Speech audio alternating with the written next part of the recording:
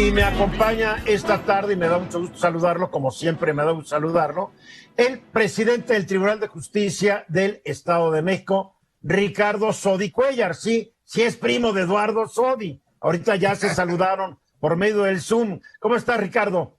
Hola, Eduardo, ¿cómo estás? ¿Cómo te va? Me da mucho gusto saludarte. Pues mira, yo la verdad es que te busqué y gracias por aceptar la invitación a que nos hables sobre este primer juzgado especializado en violencia familiar del país. Creo que esto es bien importante porque estamos viendo que antes de la pandemia y ahora durante y ahora después de la pandemia, los casos de violencia familiar se han ido para arriba y que en el Estado de México se dedique ya un tribunal específicamente para estos delitos. Creo que es bien importante. ¿Por qué no nos explicas cómo surge, cómo va a trabajar y a quiénes va a atender? A ver, efectivamente la violencia intrafamiliar se ha incrementado a partir de la pandemia. En el Estado de México se ha incrementado un 38%. Wow. Casos de violencia, un 38% es muchísimo. Y por lo mismo buscamos mecanismos para facilitarle a las personas el acceso a los tribunales y a las medidas de protección. Facilitarles la vida a la hora de presentar las demandas, solicitar medidas de protección, quitar formalismos, hacerlo sencillo, inclusive con este nuevo esquema de un juzgado especializado de violencia familiar en línea, que trabaja 24 horas al día, los 365 días del año. Y puede una persona acceder a través de la página de internet del tribunal, es www.pjedomex.gov.mx, y se da clic ahí a juzgados en línea.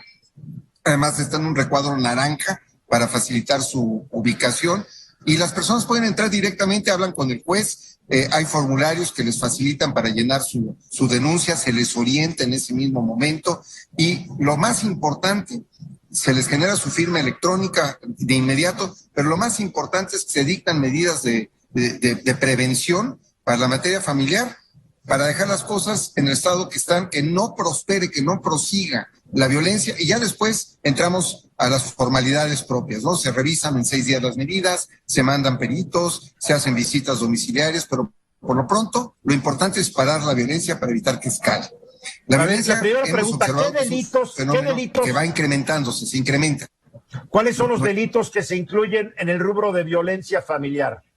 Bueno, no son propiamente delitos, pero puede llegar a cometerse homicidios, lesiones y feminicidio, que son hechos muy delicados. Cuando la violencia va incrementándose, puede llegar incluso a ser violencia feminicida, donde se priva de la vida o se lesiona a mujeres por el hecho de someterlas, por el hecho de ser mujeres, y de esa forma la violencia va incrementándose. Cuando se le pone un freno, se acota, se evita que esa violencia escale, y ese es el propósito de estos tribunales. A ver. Porque, inclusive las medidas que se dictan, hay unas muy interesantes. Por ejemplo, sacar al agresor del núcleo familiar. El núcleo familiar está para proteger donde te sientes tranquilo, seguro, pero cuando el agresor es parte de ese núcleo familiar, hay que sacarlo a él. Pues si sacas a la víctima, la vuelves a victimizar, pero se le dan opciones. La intención es sacar al agresor. Aunque sea el dueño de la casa, no importa. Aunque sea el arrendador, no importa. Él se sale con el apoyo, obviamente, de una orden judicial y de la policía, y la víctima con sus hijos se queda en casa. O también hay opciones, porque este esquema está vinculado a otras instancias del gobierno del Estado de México, como es la Procuraduría de la Defensa del Menor, y hay albergues especializados donde se puede trasladar a la familia inmediatamente. La intención es que esto se maneje de manera muy rápida. Otros casos, porque la primera demanda que recibimos el 8 de noviembre, que es cuando empezó este modelo, todavía no cumplimos ni un mes, fue de un hombre. También hombres pueden sufrir violencia familiar, personas de la tercera edad que resienten violencia del núcleo familiar en el que están, que maltratan a las personas, o inclusive un hombre que resentía violencia del núcleo familiar de su pareja. O sea, la familia de su pareja era la que lo estaba violentando. Y todos se dictan medidas de todo tipo. Inclusive la violencia familiar no es privativa de un sector socioeconómico. Tuvimos un caso reciente, hace un par de días, donde una madre de familia quería sacar a sus hijos de vacaciones a Disneylandia y el padre no le quería dar los pasaportes. Y decía, mira, no te los doy, y el clásico, hazle como quieras.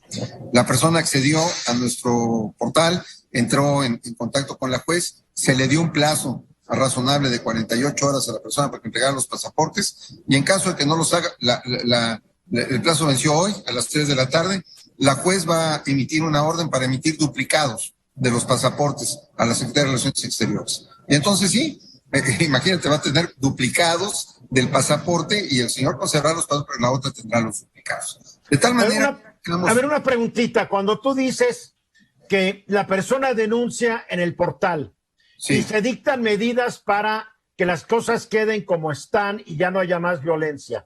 Sí, pero, a ver, la persona lo reportó por el internet, pero el violento sigue ahí. ¿Cómo lo detienen si está ahí?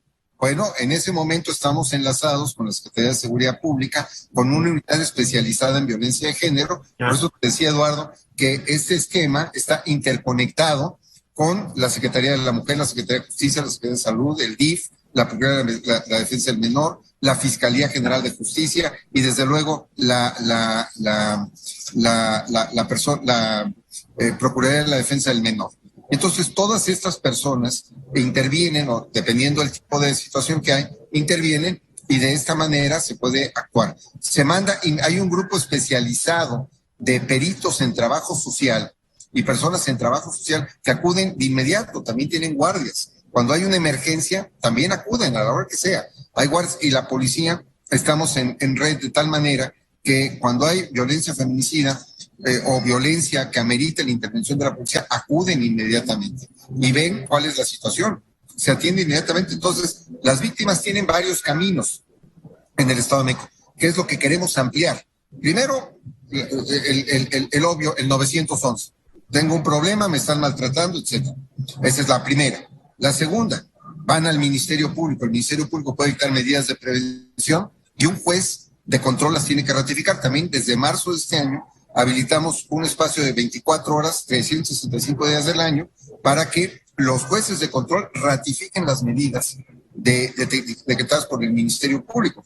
Vamos, de marzo de este año al día de ayer, llevamos 425 medidas ratificadas de diferente intensidad, dictadas por un juez de control. Porque ahora también los procesos, órdenes de cateo y órdenes de aprehensión se tramitan todas en línea. Mira. Y 24 horas al día. Ahora, esto obviamente defiende a todas las víctimas, probables víctimas, en todos los municipios del Estado de México, no importa qué tan lejos o no estén de la capital o de los municipios conurbados.